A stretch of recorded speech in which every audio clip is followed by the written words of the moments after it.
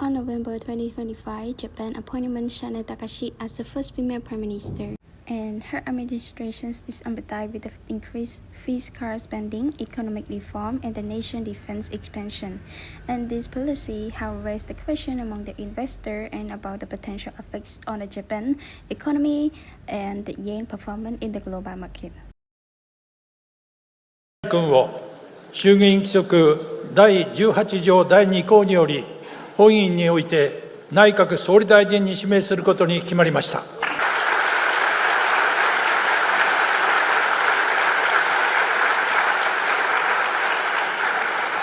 To understand the impact, we need to look at the market that involved. The Japanese yen has long been seen as a symbol of the economic resilience, a currency that has stood strong through the global crisis and earned its reputation as a safe haven for investors.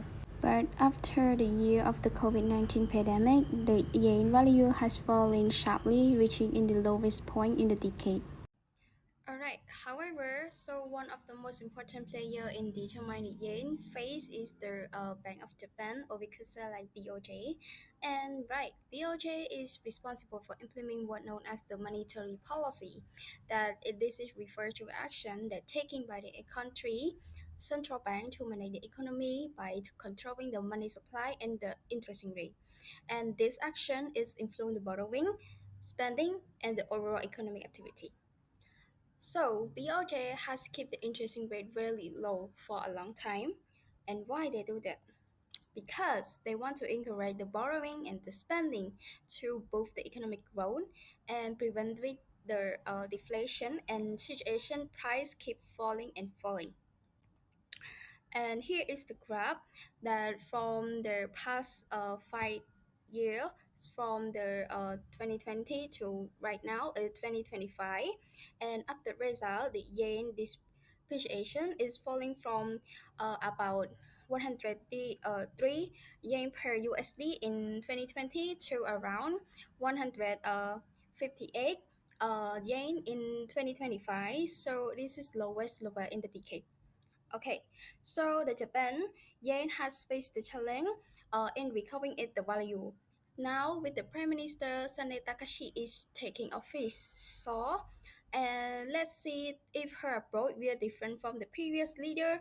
And her policy is choice could play with a role in the shifting yen, part or shaping the Japan future in the global economy or not.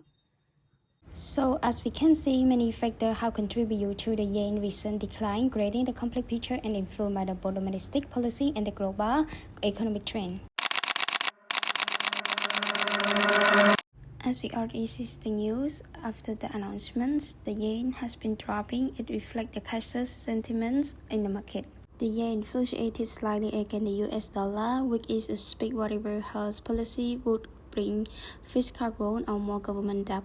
This happened because the expectation for her government to spend more on the defense and the economic program. So when the debt increased, people worried about the inflation and the value of the money falling over time. Okay, so let's connect into the financial concept and which is interesting rate parity.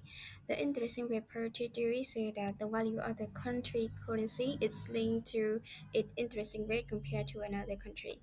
So it means that the country with the lower interesting rate, we have a weaker currency compared to the country with a higher interesting rate.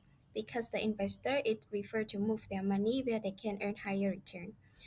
As you can see here, the in Japan interesting rate remain very low, around only like 0.5%, and while United States rate as close to 4%. So the lack interesting rate gap, it make the investor more likely to hold US instead of Japanese yen, and it will be putting down the sentiment for yen and the pressure on the yen value in the foreign exchange market as well. And what it relate to the topic and the prime minister. So Shin Si plan the higher physical spending, so it may raise the inflation expectation as well. And the same with the example that I raised up, so the larger interesting rate gap and the inflation that expectation and risk code for the weakness the yen. But however, based on this article here, we can see that yen can strengthen if the Takashi and the Bank of Japan coordinate to gradually raise the interest rate or reduce the inflation, the yen could strengthen. As you can see, here, like she said, that she hoped the central bank will conduct a monetary policy sustained to achieve 2% inflation target, and the driven not just by the cost push factor but the wage gain. And what the most important is for the BOJ and the government is to coordinate policy and communicate closely. And here we can see in the two point of view, which is the yen could raise or steer in the weakness.